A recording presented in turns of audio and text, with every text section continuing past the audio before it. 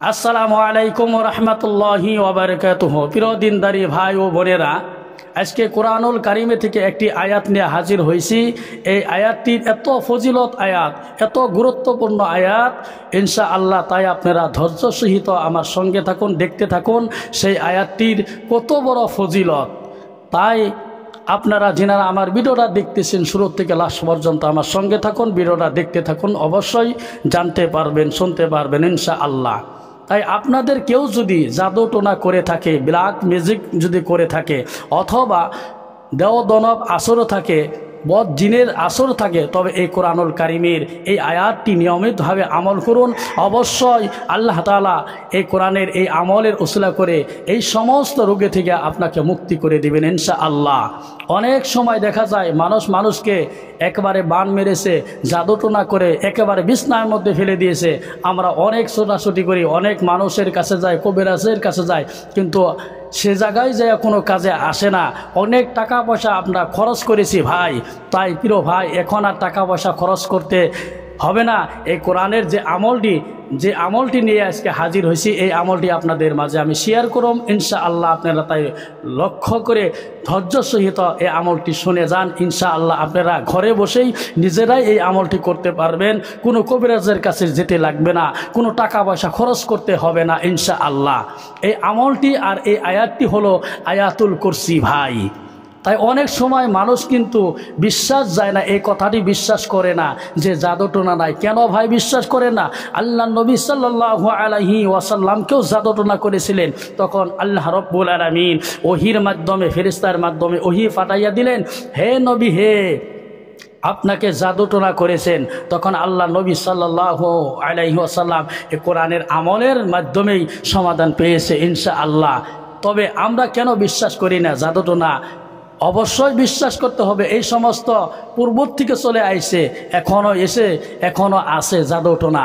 তাই এই কোরআনের সমস্ত সমাধান আছে। তাই আল্লাহ রব্বুল আলামিন কোরআনে কারিমের মধ্যে ঘোষণা করে দিয়েছে, অনুনাজ্জিলু মিনাল কুরআনি মা হুয়া শিফাউ ওয়া রাহমাতুল লিল মুমিনিন। এই কোরআনটা মুমিন বান্দার জন্য রহমত স্বরূপ, কুল্লু শিফা স্বরূপ, মুমিন বান্দার জন্য হেদায়েত স্বরূপ, সঠিক পথ দেখানো। এই কোরআনটা সঠিক পথ দেখাইয়া দেয় ইনশাআল্লাহ। তাই আমরা এই কোরআনের আমলটা নিয়মিতভাবে আমরা করব ইনশাআল্লাহ।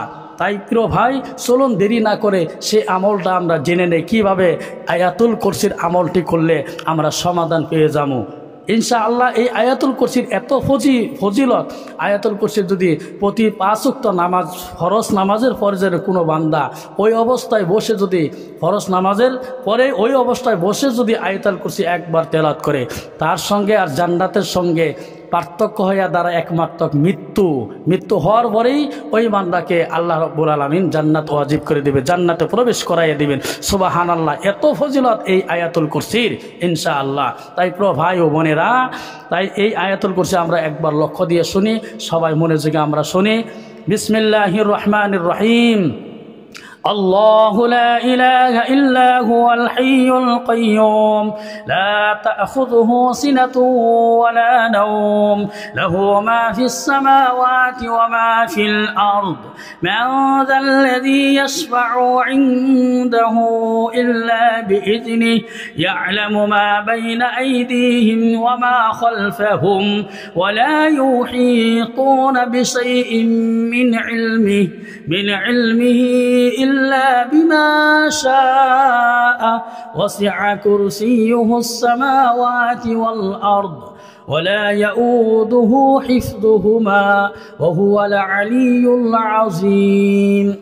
এই আয়াতুল কুরসি অনেক ভাই হয়তো মুখস্থি নাই, আপনি বাংলা হোক বা আরবিক যদি জানেন, আপনি দেখেও পরে এই আমলটি করতে পারবেন। তাই চলুন যাই, আমলটি কীভাবে করা যায় সেই নিয়মটি আপনাদের মাঝে আমি শেয়ার করছি ইনশাআল্লাহ। আপনারা লক্ষ্য করে শুনবেন ইনশাআল্লাহ। সর্বপ্রথম আপনাকে ওযু করতে হবে, পাক পবিত্র জায়গায় আপনি বসবেন, তারপরে 2 হাত এইভাবে মাথার উপরে রাখবেন। মাথার উপরে রেখে এই আয়াতুল কুরসি, যে আয়াতটা আমি এখন তেলাওয়াত করলাম, এই আয়াতুল কুরসি আপনি 7 বার পড়তে হবে। 7 বার পরে আপনার 2 হাতে এভাবে ফু মারবেন। ফু মেরে সমস্ত শরীরকে মাসেহে করে দিবেন। এভাবে করে 3 দিন অথবা 7 দিন আমলটি করেন।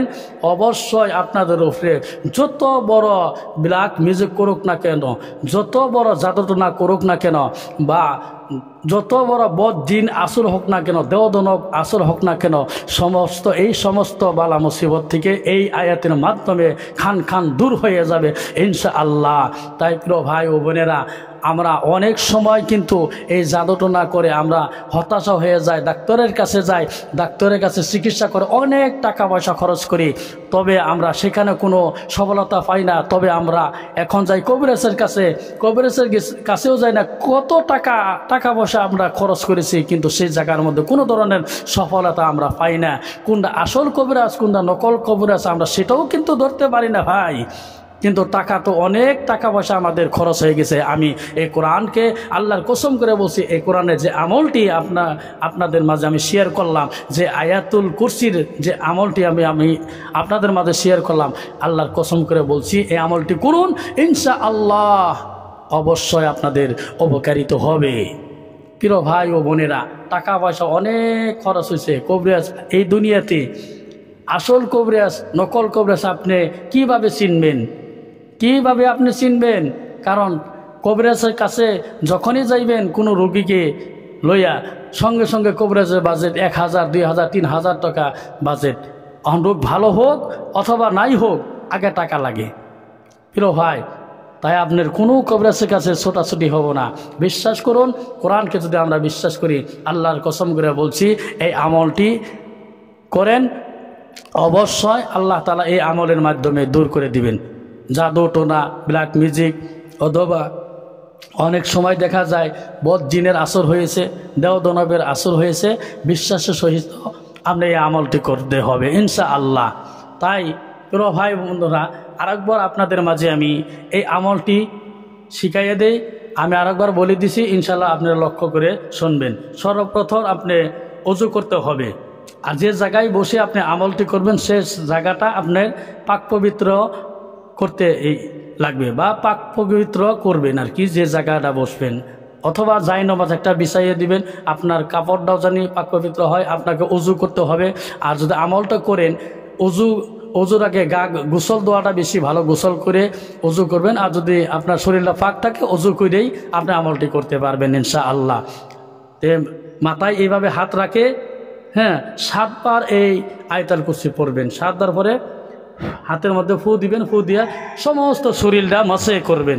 এইভাবে করে আপনি 3 দিন অথবা 7 দিন এই আমলটি করেন ইনশাআল্লাহ।